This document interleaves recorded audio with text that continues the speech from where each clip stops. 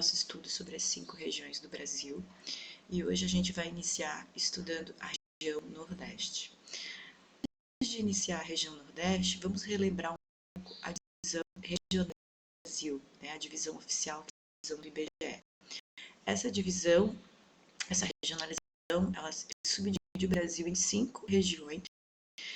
Aqui em azul eu tenho a região Sul, em vermelho a região Sudeste, em laranja a região Nordeste, em verde o Centro-Oeste, em verde o Norte, em amarelo o Centro-Oeste. Aqui do lado eu tenho a região Nordeste e os seus estados, né, a sua divisão política. Então, o maior estado aqui é o estado da Bahia, a capital é Salvador, em seguida aqui ó, Sergipe, capital Aracaju, Alagoas, a capital é Maceió, Pernambuco, capital Recife, Paraíba, João Pessoa, Rio Grande do Norte, Natal, Ceará, Fortaleza, Piauí, Teresina e Maranhão, São Luís. Esse mapa é um mapa temático que está destacando alguns aspectos culturais da região, alguns aspectos físicos da região Nordeste, tá? Então, com relação à região Nordeste, a gente vai destacar quais são as características mais marcantes dessa região.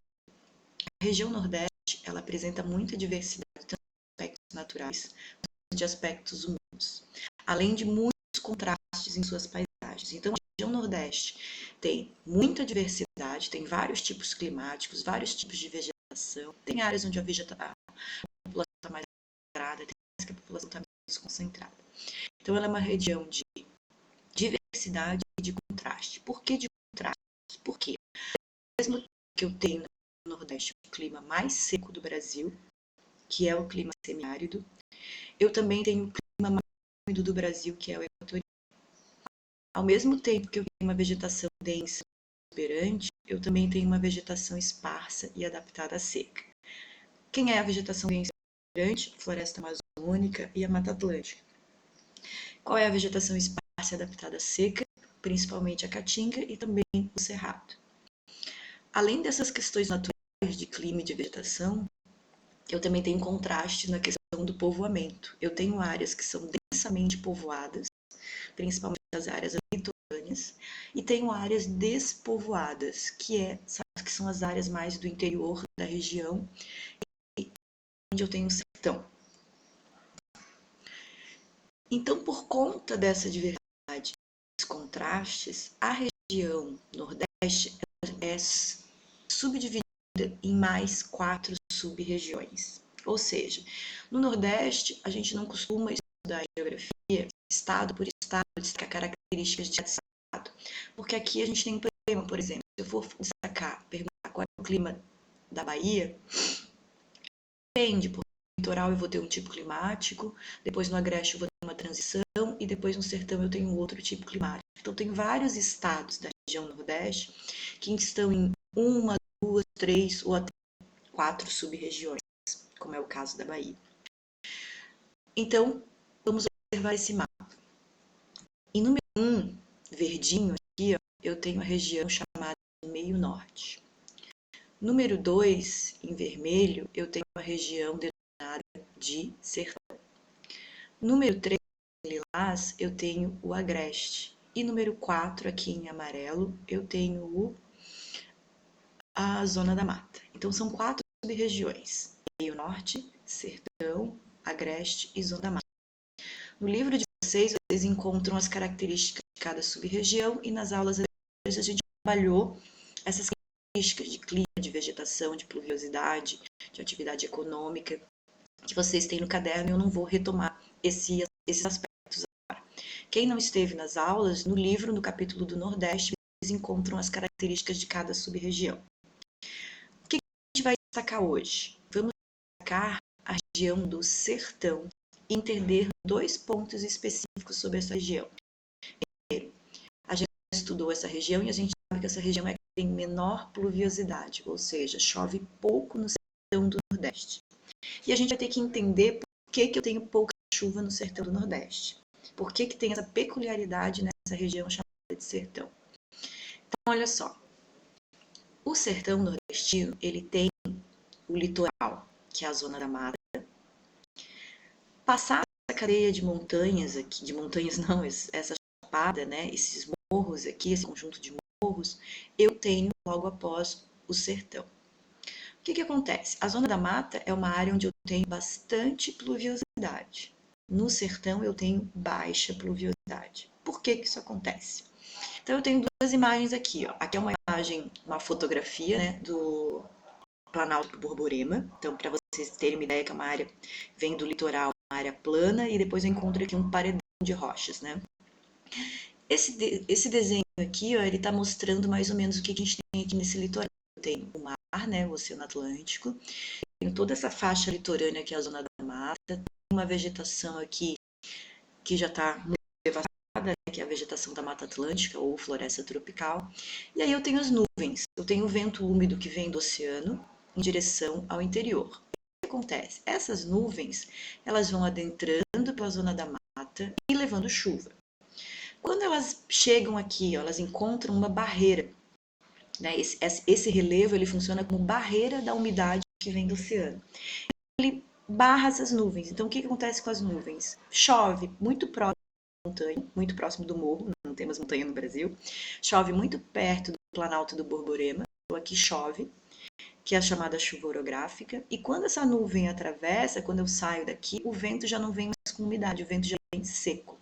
Então, nesse esquema aqui dá para ver bem. Ó. Então, eu tenho litoral, tá? O vento vem úmido, chove na zona da mata, chove no comecinho do agreste, mas depois, quando eu tô aqui ó, no meio do agreste, onde eu encontro as partes mais altas do Planalto do Borborema, precipita aqui, na região, a chamada chuva orográfica, chuva que a nuvem encosta no relevo, quando atravessa, o vento vem seco, ou seja, não traz mais chuva aqui para o sertão.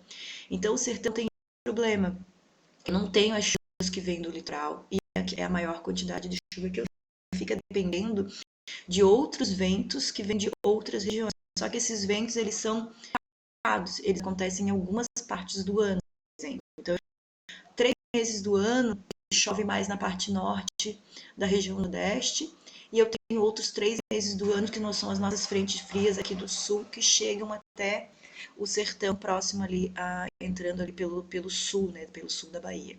Então, essa é a causa que justifica por que eu tenho seca no sertão nordestino.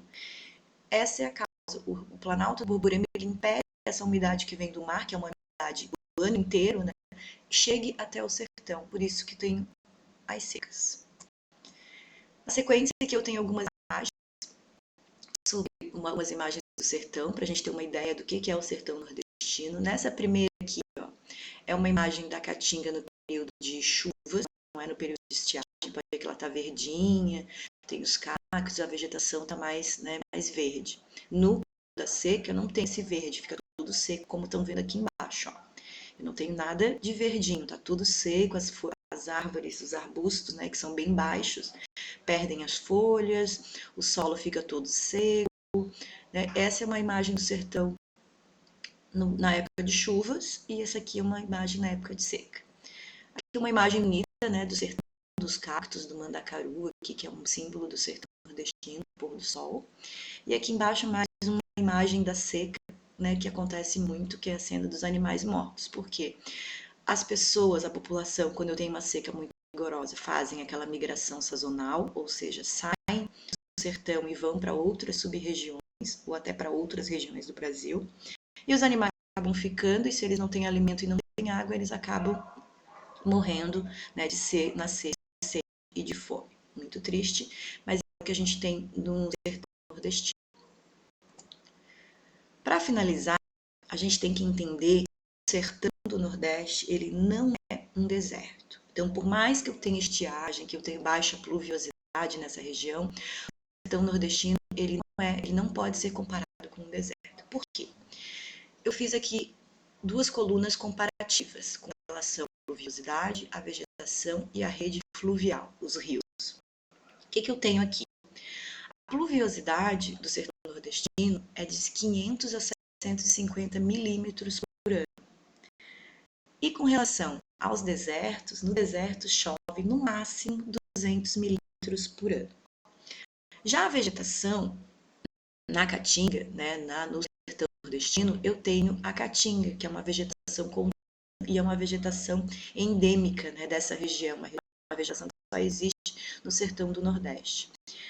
E nos desertos eu não tenho uma vegetação contínua. O que a gente tem nos desertos? A gente tem alguns chamados de a vegetação mais exuberante ocorre nos oásis, né, onde eu tenho água durante algum período do ano.